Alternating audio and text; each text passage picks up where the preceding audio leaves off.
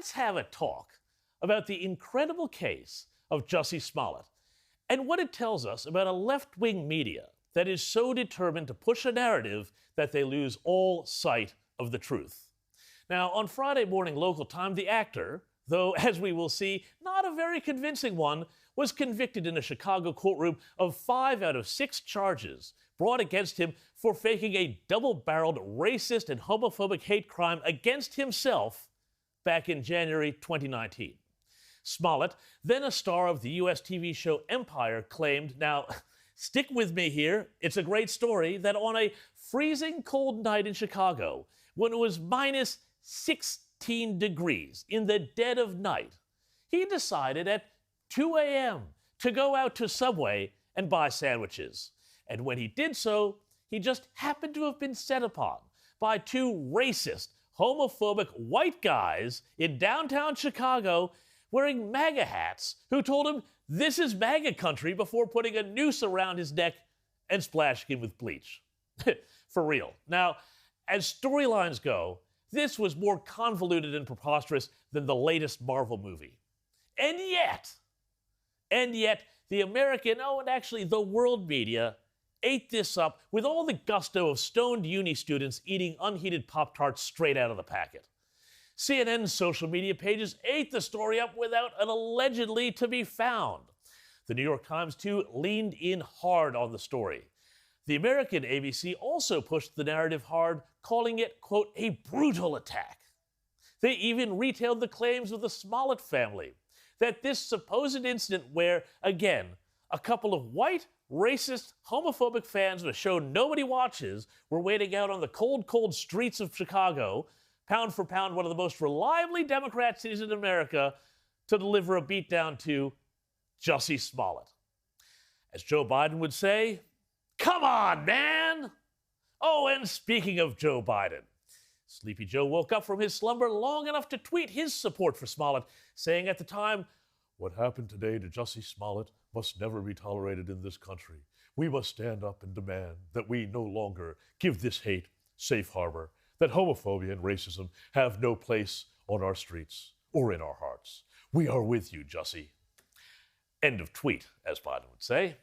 Kamala Harris, too, leapt on the story, saying, Jussie Smollett is one of the kindest, most gentle human beings I know. I'm praying for his quick recovery. This was an attempted modern-day lynching. No one should have to fear for their life because of their sexuality or the color of their skin. We must confront this hate. Well, White House Press Secretary Jen Psaki was asked about all this after the verdict and whether the administration had any regrets about how quickly both Biden and Harris backed in Smollett, whose claims, again, were utterly preposterous. Have a look.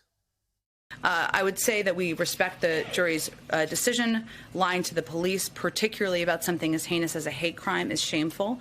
Instances of that need to be investigated fully, and those found guilty need to be punished. And false accusations divert valuable police resources away from important investigations. They make it harder for real victims to come forward and be believed. You know, if you look back at the time, it's also true and important to note that accusations of hate crime should be taken seriously, and they need to be fully investigated. But that's where everybody was looking at it at the time. But certainly knowing what we know now, it's important to also note the danger of lying to police and lying about hate crimes and the fact that it diverts important resources. Amazingly, the next question asked of Jen Psaki was not, what dressing would you like with that word salad? But anyway, now we know the truth. Because in what may be the first case in American history of an American scamming Nigerians, Smollett, it turns out, paid 2 Nigerian brothers, one of whom he had a sexual relationship with, to deliver the fake beatdown, which was in truth so light he made it back to his hotel with the sandwiches he'd gone out to pick up. But if the Biden White House didn't learn the lesson of this hoax, neither has the media. And that, I think, is a problem. The CNN website reported that Smollett was found guilty of some charges. Okay, 5 out of 6, but who's counting? Over on MSNBC, which is Pravda to CNN's Izvestia, they decided to run with the line that the guilty verdict will empower Trump supporters. Yes, that's right. Commentator Zach Stafford wrote that, quote, what is so important for us to do in this moment, as we look to what's next, is to ensure work is done to stop the epidemic of hate facing folks who look like Smollett. Trump supporters are not being subjected to hate crimes for supporting Trump on any level, full stop.